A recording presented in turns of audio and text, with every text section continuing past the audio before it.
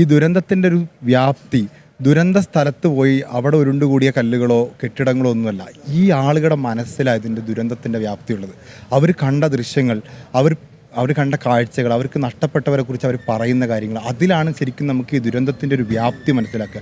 ഇനിയിപ്പോൾ പുനരധിവാസത്തെക്കുറിച്ച് പറയുമ്പോൾ അവർക്ക് നമുക്കൊരു കെട്ടിടം ഉണ്ടാക്കി കൊടുക്കാൻ പറ്റും, അവർക്ക് കൃഷിസ്ഥലം ഉണ്ടാക്കി കൊടുക്കാൻ പറ്റും, സ്കൂൾ ഉണ്ടാക്കി കൊടുക്കാൻ പറ്റും. പക്ഷേ അവർക്ക് നഷ്ടപ്പെട്ട വീട് നമുക്ക് തിരിച്ചു കൊടുക്കാൻ പറ്റില്ല. വീടെന്ന് പറഞ്ഞാൽ ഒരു കെട്ടിടമല്ലല്ലോ.